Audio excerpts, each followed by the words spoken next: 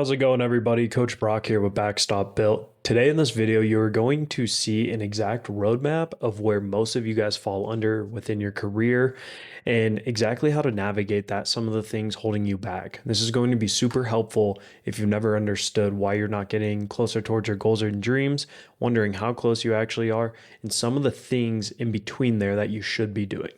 So without further ado, I put together a very, very cool presentation for you guys to understand this stuff so clearly. So then you can walk away from this and know exactly what you need to apply. Stick to the end where I can also show you exactly what you need to do to put this into action and some of the options you have to get to that higher level that most of you guys want to. So let's start it here with the whole entire roadmap. I'm going to move myself over just a little bit so you guys can see. Okay. So let's zoom in here. Boom. All right. So as you can see, we have where you are, where you want to be, and what needs to be improved. Okay. Don't focus on anything else yet, but let's take a look at these lines to start.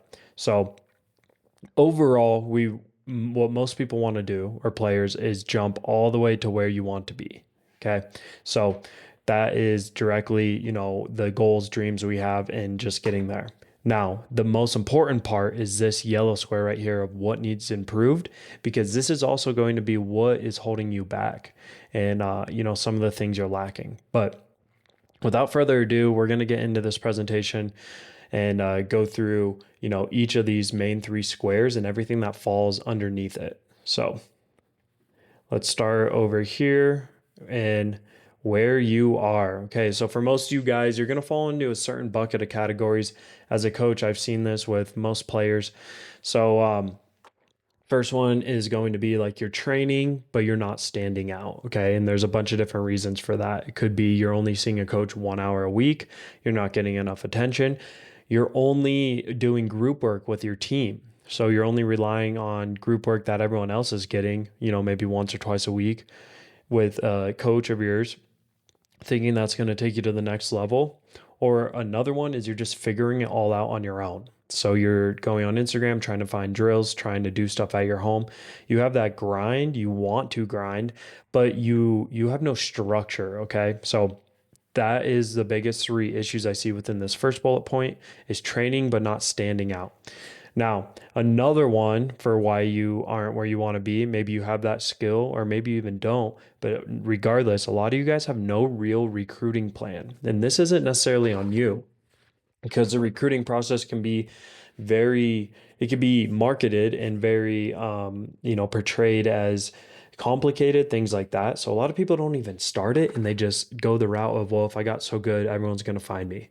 Okay. You're not wrong if you're part of the 0.1% of athletes out there who go to the next level. If you're a D1 prospect, they can't hide you under a rock, like meaning they're going to find you no matter what. But for a lot of people who aren't a prospect, meaning that you're at that caliber of that level right now and you need to work towards that, which you very well can do, you need a recruiting plan. You need to know how to reach out and market yourself. Okay. And then a third biggest issue I see is skills just aren't ready for the next level in general. So whether you're the starter on varsity, you may go to a small school or a big school and you're the starter and you think you just get a college ride very easily. Your skills may not be ready for that next level. And if you're not the starter, then your skills probably are for sure not ready for that next level. So there's usually a bucket of where most guys are. You could be in 8th grade or 7th grade, getting ready for high school, knowing that it's going to be a dogfight. You could be in high school already, not the starter yet, and worried of, are you going to be able to take over that role? Are you going to be able to beat the guy out in front of you? And then there's the other part of, if you are the starter, are you actually ready to go to college? Because we don't just want to get to college, we want to play in college. So those are all categories you may fall under. Now, this isn't to bash anyone. This is just where I help start with most players that I want to help. So I was there too in my career. Trust me, I totally understand. Now, what we're going to be going into is this next, the middle square of what needs improved. Okay. So this is, you're here, your goals and dreams are here. What is holding us back? Okay. And you know what? Actually, just so we can get a good idea of where most of you guys want to be, let's start with that and then we'll fill in the big gap in between. But most of you guys, like I just said, want to be the starting varsity catcher. You want a college offer and you want to play at that next level and as far as possible. Out of every catcher I talked to, and that was my goals and dreams too, that is for sure where everyone falls under no matter what. Okay. If you're in middle school or even early high school, you want to become that starting catcher on varsity, 100%. After that, you want to sign to a school and then you want to play there and then you want to play professional. That is the biggest dreams and go as far as you can.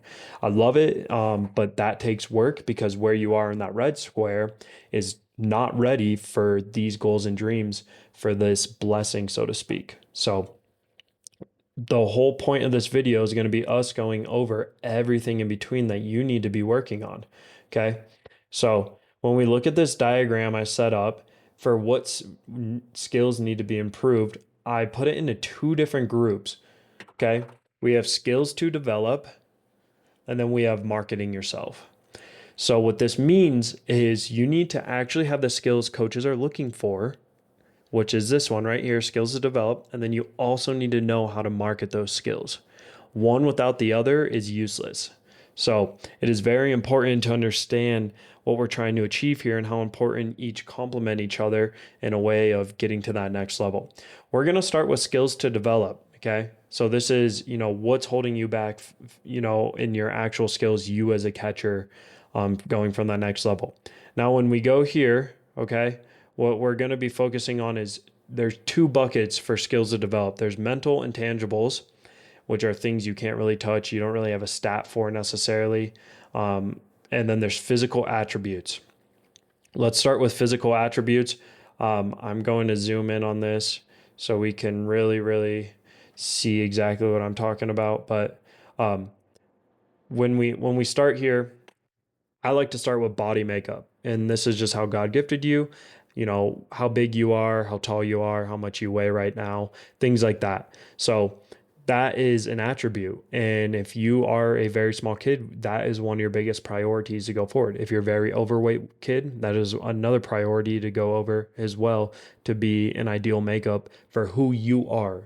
Okay, we all can't be the size of the perfect catcher out there, whoever you think of with just a perfect body and, tall, jacked, and mobile. No, I am 5'9" and I weigh 200 pounds. So I need to be the best version of what God has given me to work with.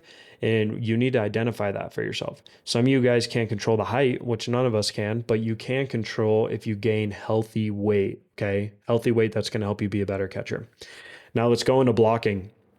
Blocking is an attribute that every catcher needs to have no matter what. Okay. It's similar to being able to just breathe air. A coach who wants a catcher back there wants someone who can block. From a coach's perspective, I don't want to put a guy in my lineup who can't block because it's like watching paint dry and it is just so annoying. I'll be honest. But blocking is something you have to be able to do. And at this day and age within catching, the standard is to be able to do it in all stances, in all situations, because catchers at the highest level are doing that. So if you want to truly beat them out, that's what we need to work on. And most of you guys are having an issue blocking in just your primary stance, or maybe you can't even do a knee down stance and you have to always hop on 2 feet. So blocking is a must. If you want your name in the lineup, it's similar to just being able to catch the ball as a catcher. So now we're going to go into throwing. And I want to say the three main, blocking, throwing, receiving, I put these on a very similar pedestal. I'm not saying blocking is more important than the other, but within each category, you need to max it out. And each category is used differently. Receiving, you're going to use more often, blocking second, and then throwing probably third. But when that time comes, all of them need to look good. So going into throwing, what I like to talk about is everyone chases a pop time. I am a fan of pop time only for the reason because it allows me to do math.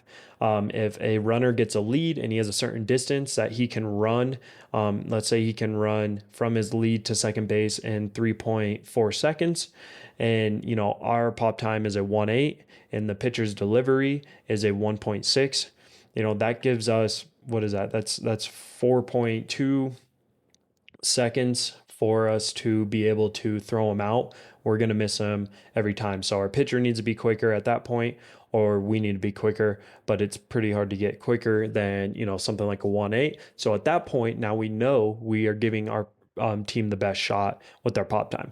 If our pitcher is able to throw, a 1.3 to the plate and we're only able to have a 2.1 pop time, that is going to be a 3.4. So that runner, if he can run a 3.3 save. So I like to use pop time for math, not for flash, just to know how quick we actually are. But I really enjoy making sure guys have good zip on the ball, good velocity going down there. So throwing is very important. Coaches are going to want you to be able to throw guys out. It doesn't happen as much if you're decent at throwing, but when it does, you need to hose guys, and it is a momentum shifter. It is awesome when you hose a guy, drop their strike, or strike them out, throw them out, or first and third, you shut that down. Throwing is super important. So I would say most players reach out to me are struggling with blocking, but a close second is throwing. Most guys don't have good sequencing, mechanics, things like that. And they just don't have that mature pop time, and not even pop time, just that velocity and mechanics going to the next level. Because those college coaches want to make sure you can make it there on zip. They don't want to spend time after recruiting you, getting you in their program, and then teaching you how to throw. So not at all, not what they want to do. Receiving. Receiving is one of my favorite things to talk about just because it's the most momentum shifter that you can use throughout the whole game. When you play against a really good catcher and he steals all the strikes, it just annoys your whole team, gets in your head, and now you're just focused on the umpire and things like that. It is such an important attribute. If you look at the stats on a run prevention from a catcher, it is receiving more than throwing and blocking by a landslide, because we get the ball, so much, and we're able to get a strike out of it or a ball. And depending on what that happens, can lead to an out or not, and more outs lead to more wins as long as you're scoring on offense. But defense for sure is so important in this game, and receiving does that. Can allow you as much what's the word I'm thinking of, possibilities to pretty much steal strikes and get the game done early and get a win as quickly as possible. So depending on how good you are there, most catchers, they lack rhythm and direction in all pitches. They have a hard time in their setup for different stances in receiving. So that's one thing that I see where guys are just uncomfortable in different stances and different pitches. You may be super good on low, but you are not very good glove side getting over, things like that. So that is as much as I have for the physical attributes. Yes, there's a separate category I didn't put in here of like catcher pop-ups, things like that, like bunt plays, and just kind of that I would say that flash, making sure you can do that, back picks. But that is a category of its own, and those can each technically fall into throwing or blocking as well. But I like to divide them up into these three categories and be good at those.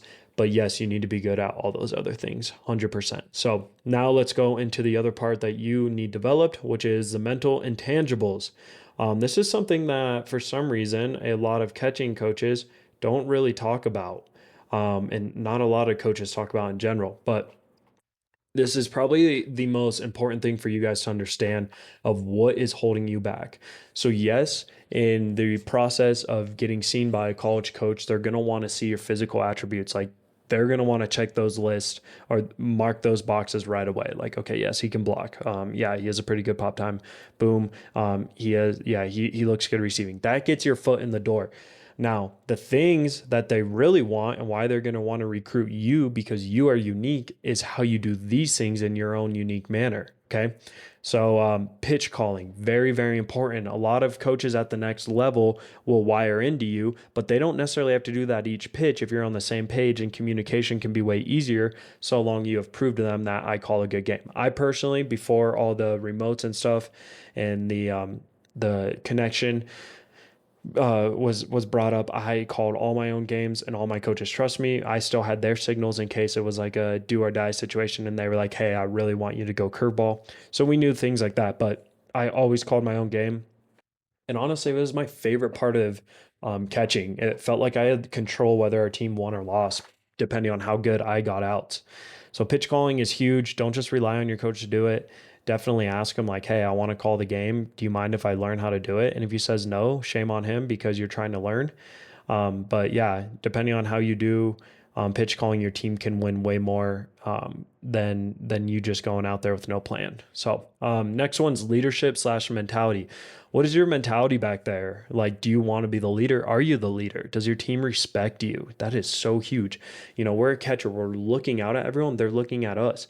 What do they see? Do they see a good attitude? Do they see leadership from you in your posture and everything you do? Even if things go bad, you don't block a ball and the runner scores from third. And yes, that sucks, but do you whine about it, or do you prove to them that you're going to do better next time through your action? So it's body language, things like that. And that's what coaches look for. But where catchers get mixed up here at all ages is they're so focused on their physical attributes that they're not even focused on being a leader or things like pitch calling or, the next one, confidence or situational awareness. So they're so worried a runner's on first. Oh my gosh, I need to hose him, that they forget their plan. They aren't having good tendencies as a leader. They're not very vocal. They're not very confident. So that leads me into confidence. Is what is your confidence at on average on a scale from 1 to 10? Are you usually at a 4, and then if you have a good result, then it jumps up and now you're that guy who's streaky? Or do you just stay at an even 8 or, something high to where you're even keel all the time, but your team can rely on you as that solid rock and you don't freak out in situations and you just get the job done? So confidence will come come from within. And one of the biggest things I like to talk about is how physical attributes and mental tangibles affect each other. So for example, you can breed confidence through results, and I truly believe that's where they come from. If you're putting in the work, receiving, and you're doing the right stuff, and in practice you are making good jumps, you're going to be a lot more confident in game to receive at a high level versus you not knowing exactly, if you're good at it, things like that, or what's going on. So I do think that, we get a lot of our confidence through physical results and by doing things right. You don't want to be result driven. There's a fine line there, meaning I'll only be happy if I hit a home run. No, but when we put in the work for those, for the physical things that we need improved, then we're going to see that confidence in game because we have a stack of proof when we look in the mirror that we actually are who we say we are. If you throw 1/8 in practice, you're going to believe that you actually can hose that guy in game versus you in practice only throwing 2-1 because you're like, I don't know if I'm quick enough. And that's always in your head when he runs. So confidence is huge, and that's going to come from within. That's not really something that can be coached, but it's definitely a byproduct of everything we put in over here. Situational awareness is the last one. So this is going to be what a lot of coaches are going to be looking at, honestly, when evaluating you. And you want to make sure that you understand, exactly what's going on at all times, because one poor situation with the scout in the stands to where you not having your ducks in a row can look very poor, like a first and third and you don't make the right decision, a bunt play and you go to the wrong base or make the wrong call. Now, I do want to say, if you're going to mess up 100%, but take ownership afterwards. And if they see you say, oh yeah, I apologize. I knew better. I shouldn't have done that. That speaks more than you being confused and having no clue what happened. So I recommend you ask your coaches a lot of questions. Just be like, hey, okay, in this situation, I just want to go over this. I go here. That's what a coach is there for. So reach out to them, talk to them at practice, build a relationship with them. And, these are all things I like to go over with my players. So if you have a question, you can reach out to me too if you had a specific situation. But situation awareness is huge. Now, all these four lead to maturity, in my opinion. Are you that mature catcher back there who has that presence to where you don't look like a little kid? Because coaches aren't going to want to bring in someone they have to babysit to their program because that's more work on them. And there's so many other guys out there that if I were recruiting, I would want to look for a catcher who shows the mental intangibles through maturity and his leadership. He gains the respect of the team, the pitcher. He's controlling the game. He is back there controlling. He is a quarterback. Yes, we are a catcher, but I want you to think like we're the quarterback. So that is probably the biggest thing I can drive home for you guys is mental intangibles, physical attributes, how those affect each other when we look at it this way. And I just think it's a really good way to, demonstrate the skills to develop, which is the first part of why you're not getting to that next level. Now, when we go back to what needs improved, okay, we're going to show you back to the diagram so we understand what I just went over. I went over the physical or the skills that you need to have as a catcher. So this is everything on the field that you need to have 100%: physical attributes, mental tangibles, intangibles, which we went over. And for those of you who don't know, intangible means something you can't directly touch or kind of you can see it. There's just things that you can't really, you don't get something physical in return. But in this context, I'm using it as saying there's not really like a stat to see like, okay, our team won because Brock caught all the pitches. We just get a win as a team, and I was catching that day, so we can assume. Or there's no stat to see how good of a leader you are. That comes from your teammates and the respect I have or confidence. So these are all things that coaches can't really like coach up to you at a certain level. They need to come from within, and that comes to your heart as well. But we need to relay heart to brain. So one without the other is going to be useless, because heart without brain means we're just going to go 100% in the wrong direction. Brain without heart means we're just going to have no skin in the game and just be thinking too logically and get in our head and dome too easily. So now the second part, this is where guys mess up. So let's say all your skills were perfect. You're doing great. You're an amazing catcher, all that, but you're not getting seen. It's because you don't know how to market yourself. Okay. And I understand this. I went to 4 different colleges before I made it to the pro level. And in high school, I had a crazy recruiting process, got so many camp invites, things like that. And when I look at it, I probably only sent like 10 emails like that. That is horrible. There's 7,200 college baseball programs at all levels in America. And I sent 10 emails thinking everyone's going to find me, when yes, I had good skill, but not to the point to where I could just like wake up and get that D1 offer. So marketing yourself. These are things that you can control. If you're not where you want to be in your recruiting process, it's because of this, and you need to take ownership and look in the mirror and start putting in the work. Now, there's different tools out there that make this easier. So for a lot of people, they invest in a recruiting service, things of that nature, that where you sign up on their service and then coaches reach out to you. Don't do those. Okay, please. Coaches want to hear from you. They want to know what you have going on. They want to know, why is this kid reaching out to us? He seems mature. That's great. Versus a platform has to reach out for you on their behalf. A lot of this stuff is simple, but executing it isn't super easy, if that makes sense. So, obviously the best way to reach coaches is email. We're not going to text every coach in the nation. They're probably not going to respond, but email to their recruiter, things like that is very, very important. How you email, the structure of your email, the info. So marketing yourself. Now, once we have the skills, right, from the physical attributes to market ourselves, we can now show off. This means like, showing off our pop time and how we did on Twitter, things like that, posting about ourselves. Better highlight video in general, getting a good highlight video of really good game stuff, just to show who you are as a catcher, and just putting that in a YouTube form so we can host it there.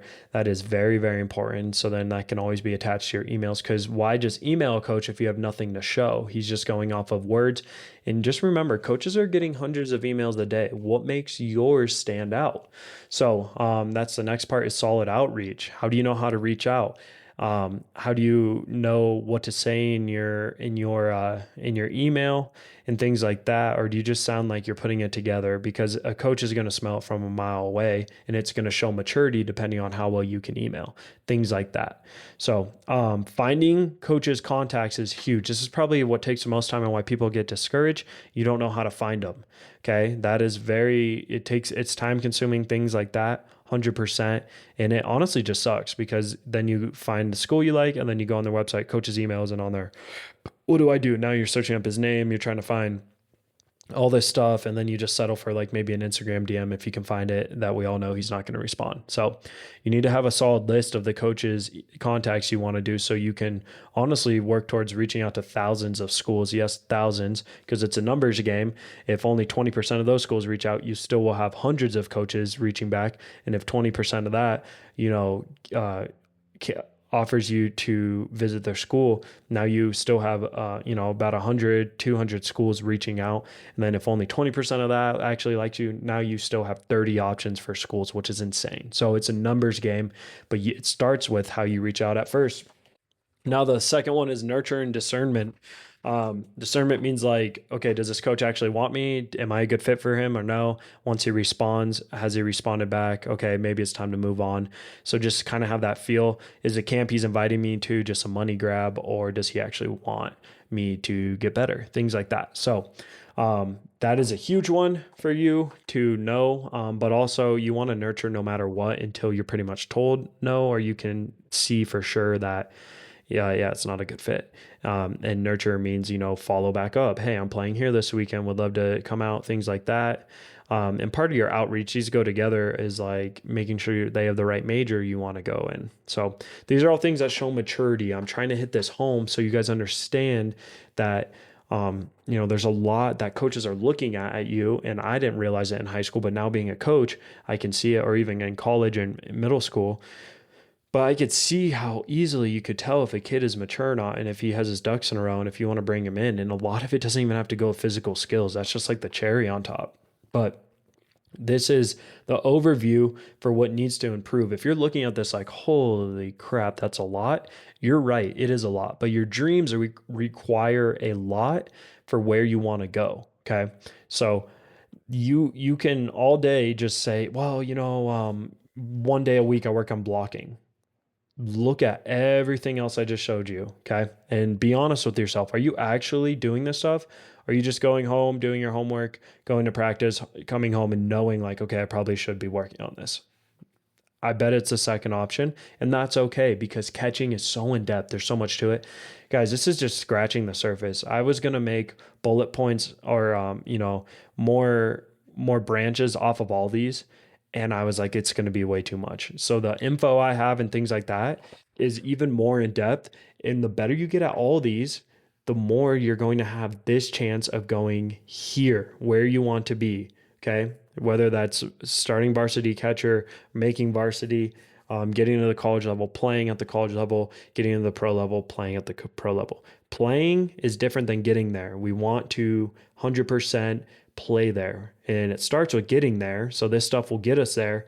But how well you do all this stuff is going to determine if we play there. So I hope this makes sense. I know this was a lot. This is probably one of the most valuable videos I've made for guys in my program, or not even just guys in my program, just putting this out there on YouTube for everyone so you can understand, where am I? Okay. Now, the most important question is, what do I do now? This is a lot. Do I know how to improve all this? The answer is you don't, because when we go here, when I talked about your training, like I said, you're either guessing on what you need to do on your own, you're either seeing an in-person coach one day a week and you don't know what to do the other 6 days a week, or you're doing group work with your team.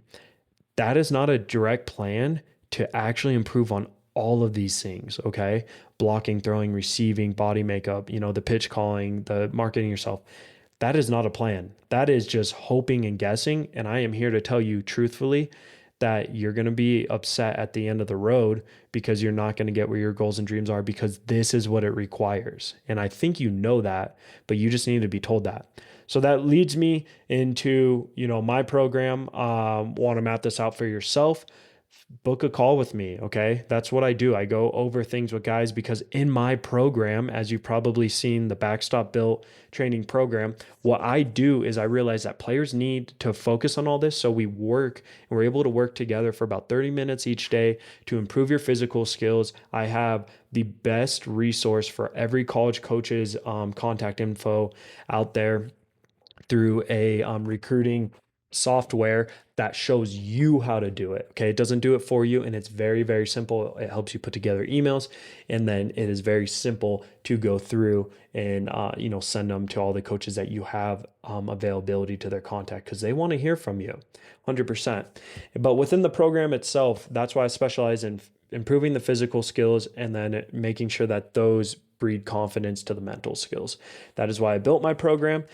And I just like to throw that out there so you understand because no one else is going to help you improve all these things. And that's why I created it. So then you guys can actually have a true roadmap with a plan that reflects what you need going forward. And there's nothing else out there like this for catching. So I hope this helps you no matter what, whether you want to get on a call with me and just you, me, and a parent, I can go over the program in depth, or you just want to say what's up, feel free to book a call and we can go over, your situation, stuff like that. I'm here to help. This is what I do as my main job, to serve catchers, to be the coach that I wish I had.